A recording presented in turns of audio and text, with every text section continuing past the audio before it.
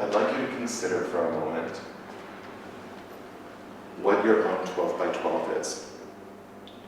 Where are the places that you've become accustomed to pacing inside the cage?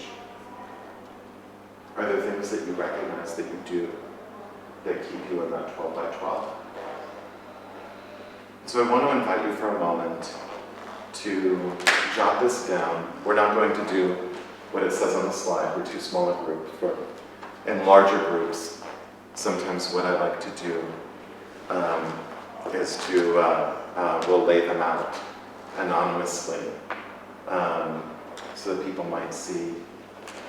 But I want you to consider just reflecting for yourself for a moment.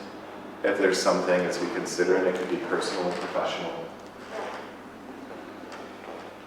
And I'd invite you, if you're willing, to share with the partners at your table to the degree that you're comfortable with it.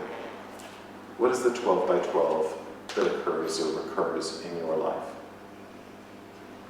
Okay?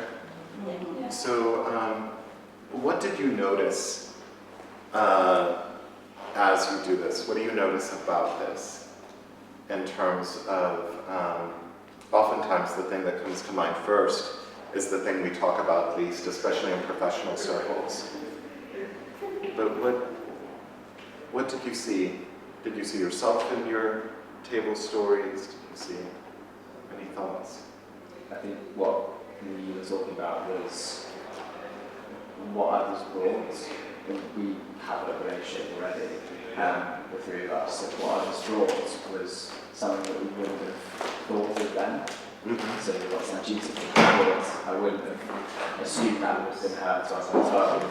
Or what Chris thought, I wouldn't have assumed either.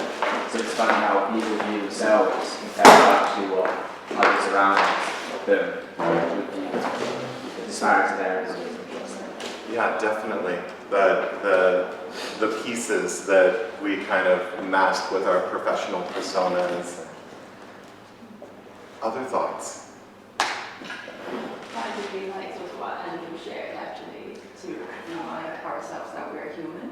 Mm-hmm. That just kind of bringing the fact that, be a person, be a human, and actually listen to others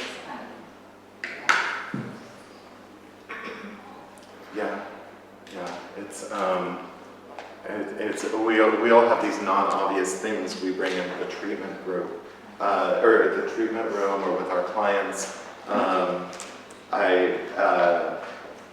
It brought to mind a number of years ago with a colleague at a conference where she's also someone who writes a lot, gives a lot of workshops, and I forget how we stumbled on the topic, but we realized that both of us in different ways a couple years before had had a concussion in different, sort of minor accidents, no serious repercussions, but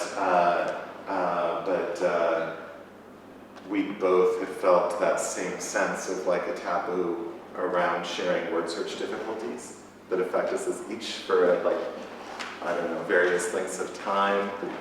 There are so many common ways that I think all of us might default. And so I'd like to start with this because I think just before we start diving in more deeply, it can be helpful to recognize that the things we're probably most nervous about disclosing as we start disclosing are things that are going to feel very shared, are things that are going to be reflected in the people we partner with.